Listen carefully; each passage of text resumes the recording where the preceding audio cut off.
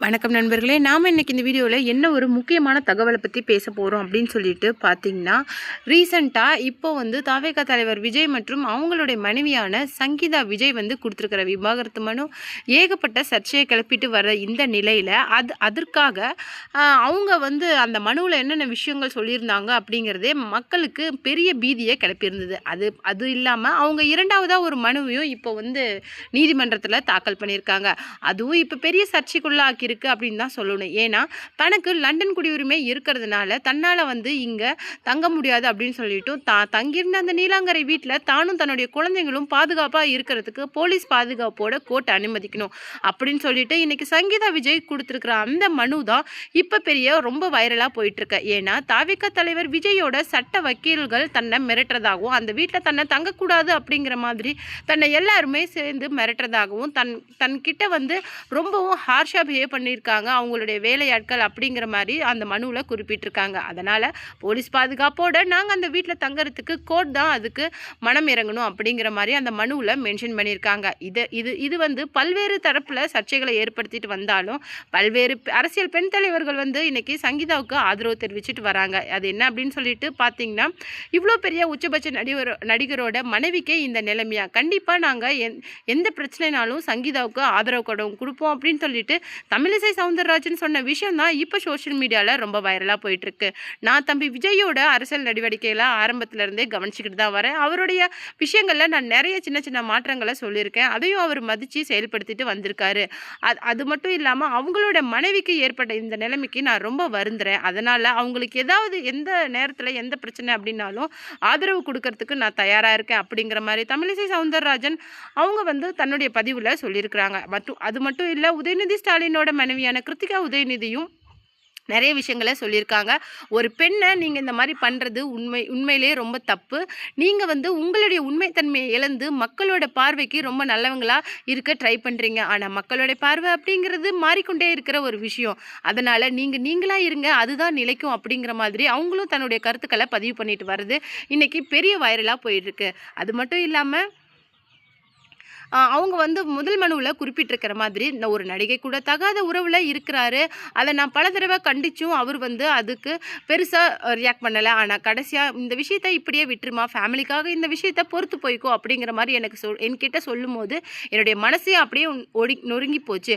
அதனால தான் இந்த திருமண வாழ்க்கையை நான் மியூச்சுவலாக முடிச்சுக்கலாம் அப்படின்னு சொல்லிட்டு கிட்டத்தட்ட 2-3 ஆண்டுகளாக நான் அவர்கிட்ட மியூச்சுவல் கன்சர்னில் டிவோர்ஸ் கேட்டிருந்தேன். பட் அவங்க கொடுக்காதனால தான் நான் நீதிமன்றத்துக்கு வர வேண்டிய சூழ்நிலையை ஆயிப்போச்சு. நான் நீதிமன்றத்தில் இந்த மனுவை 2025 அக்டோபர் கிட்டேயே நான் இந்த மனுவை கொடுத்துருந்தேன். அப்போயே அந்த நடிகை என்னுடைய கணவர் கூட இருக்கிற மாதிரி நிறைய ஃபோட்டோஸாக சோஷியல் மீடியாவில் வெளியிட்டிருந்தாங்க. அதுக்கு விஜய் மௌனமாக இருக்கிறது பார்த்தா அவர் அதை மௌனமாக ஆதரிக்கிறாரோ அப்படிங்கிற மாதிரி எனக்கு தோணுச்சு.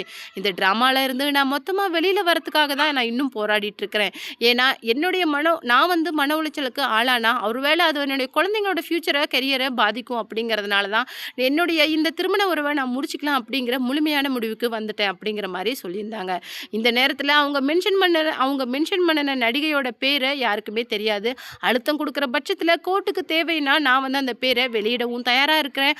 அது மட்டும் இல்லாமல் அவங்கள பற்றின தகவல்களையும் நான் கொடுக்கறதுக்கு தயாராக இருக்கிறேன் அப்படிங்கிற மாதிரி சங்கீதா விஜய் ரொம்பவும் மனசு உடைஞ்ச அந்த சூழ்நிலையில் இந்த மாதிரி சொல்லியிருந்தாங்க. இந்த நிலைமையில தான் இப்போ பார்த்திபனுக்கும் திரிஷாவுக்கும் சோஷியல் மீடியாவில் வார்த்தை போர் நடந்துட்டு இருக்கிற இந்த நிலைமையில் ஜேசன் சஞ்சய், அதாவது தாவேகா தலைவர் விஜயோட மகனான ஜேசன் சஞ்சய் இப்போ டிரெக்டராக இருக்கார். அவருடைய முதல் படம் சிக்மாவில் நடிச்சிட்டு இருக்கிற ஹீரோ தான் சுதீப். அவர் இந்த படத்தில் ரொம்பவும் கான்சன்ட்ரேட் பண்ணிகிட்ருக்காரு. கிட்டத்தட்ட 20லேருந்து 25 நாட்கள் இந்த படத்தில் அவரால் கான்சன்ட்ரேட் பண்ண முடியலையா. அப்பா அம்மாவுக்குள்ளே நடக்கிற இந்த பிரச்சனை அவரை மன ரீதியாக பாதிச்சிருக்குதான். தன்னுடைய வேலைகளில் அவரால் முழுக்க தன்னுடைய கவனத்தை கொண்டுட்டு வர முடியலையா. கொஞ்ச நாள் இந்த வேலைகளெல்லாம் அப்படியே ஒதுக்கி வச்சுட்டு தான் அம்மாவை சந்திக்க லண்டன் போயிட்டு வந்திருக்கிறாரு. அந்த லண்டன் பயணத்துக்கு கூட நிறைய பேர் சூட்டியிருந்தாங்க. அவங்க சமரச பேச்சுவார்த்தைக்காக தான் போகிறாங்க. விஜய் தரப்புலேருந்து அவங்க சமரச தூதுவராக போகிறாரு அப்படிங்கிற மாதிரி ஜேசன் சஞ்சயோட பயணத்தோட அந்த லண்டன் பயணத்துக்கு பல பெயர்கள் வச்சிருந்தாலும், இப்போ ஈரோடு பக்கத்துல அவரு தன்னுடைய முதல் படமான சிக்மா படத்தோட ஷூட்டிங்க்கு வந்திருந்தாரு. அப்போ அங்க இருந்த தொழிலாளர்கள்லாம் ரொம்ப பாசமா விஜயோட மகனான ஜேசன் சஞ்சய அணுகியிருக்கிறாங்க. அவங்க நெறைய கேள்விகள் அவர கேட்டிருக்கிறாங்க. அதுக்கு ரொம்பவும் பக்குவமா பதில் சொல்லியிருக்காரு. அது மட்டும் இல்லாம கொஞ்சம் கூட குழப்பம் இல்லாம, கோவம் இல்லாம அந்த சூழ்நிலைய ரொம்ப அழகா ஜேசன் சஞ்சய் கையாண்டிருக்காரு. இந்த சின்ன வயசுலயே இவ்வளவு பக்குவமும், அறிவும் அவருக்கு எங்கேருந்து வந்திருக்கு அப்படின்னு சொல்லிட்டு தொழிலாளர்களா அவர பத்தி ரொம்ப பெருமை பேசியிருந்தாங்க. அடுக்கடுக்கான கேள்விகள இன்னைக்கு ஜேசன் சஞ்சய் முன்னாடி தொழிலாளர்கள் வச்சாலும், ஒவ்வொரு கேள்விக்கும் ரொம்பவும் நிதானமாவும், பொறுமையாவும் பதில் சொல்லியிருக்காரு. "நீங்க நல்லா இருக்கீங்களா தம்பி? வீட்ல இருக்கிற எல்லாரும் நலமா? நீங்க ஏன் அப்பா மாதிரி நடிக்க வராம இந்த மாதிரி படம் வந்து எடுக்க வந்தீங்க?" அப்படிங்கிற மாரி கேள்விகளும், அது மட்டும் இல்லாம அப்பா அப்பா இப்ப ரொம்ப நலமா இருக்கிறாரா தம்பி? அப்பாவுக்கும் அம்மாவுக்கும் இருக்கிற பிரச்சனை சரியா போயிடுச்சா? அப்படிங்கிற மாரி பர்சனல் வரைக்கும் எல்லா கேள்விகளையும் அந்த தொழிலாளர்கள் ரொம்பவும் வெகுளித்தனமா கேட்டிருக்கிறாங்க. அதனுடைய எல்லா கேள்விகளுக்கும் ரொம்பவும் பக்குவமா ஜேசன் சஞ்சய் பதில் சொல்லியிருக்காரு. அது மட்டும் இல்லாம அவங்களுடைய கார்ட்ஸ் யார் வந்து அவங்கள தடுக்க வந்தாலும் ஜேசன் சஞ்சய் வேணாம், இல்ல விடுங்க. அவங்க என்கிட்ட வந்து ரொம்பவும் அணுகுன முறை எனக்கு புடிச்சிருந்தது. அது மட்டும் இல்லாம நான் வந்து அப்பா மாதிரியே இருக்கணும்னு நான் ட்ரை பண்றேன். தயவுசெய்து காட்ஸ கூப்பிட வேண்டாம் அப்படிங்கிற மாதிரி எல்லாரும் காட்ஸையும் அவருடைய பக்கத்திலே நிறுத்திட்டு ஒவ்வொருத்தருக்கு குடுத்த அந்த கிஃப்ட்டையும், அன்பளிப்பையும் அவர் வாங்கி வச்சிருக்கிறாரு. அது மட்டும் இல்லாம அந்த படப்பிடிப்ப அவங்க பார்க்கறதுக்கும் அவரு அனுமதி குடுத்திருக்கிறாரு. இந்த நிலையில தான் ஜேசன் சஞ்சய் அவருடைய கேள்விகளுக்கெல்லாம் ஒண்ணொண்ணா பதில் சொல்லியிருக்காரு. அப்பா, அம்மா, குடும்பத்தில எல்லாருமே ரொம்ப நலமா இருக்கிறாங்க. அம்மா இப்போ வெளியூர்ல இருக்கிறாங்க. சீக்கிரமே இங்க வந்துருவாங்க. அது மட்டும் இல்லாம அப்பாவோட இப்ப நடவடிக்கைகளுக்கு நீங்க கண்டிப்பா ஆதரவு குடுக்கணும் அப்படிங்கிற மாதிரியும், அப்பா மாரி எனக்கு நடிக்க விருப்பம் இல்ல. எனக்கு வந்து டைரக்ஷன்ல தான் ரொம்பவும் இன்ட்ரெஸ்ட். ஆரம்பத்துலேருந்தே நான் வந்து அசிஸ்டன்ட் டைரக்டரா இருந்து இப்போ வந்து ஒரு படம் வந்து எடுக்கிற அளவுக்கு வந்திருக்கிறேன். இது வந்து எல்லாம் என்னுடைய சொந்த முயற்சி. இதெல்லாம் நான் என் அப்பா கிட்ட இருந்து தான் கத்துக்கிட்டேன்.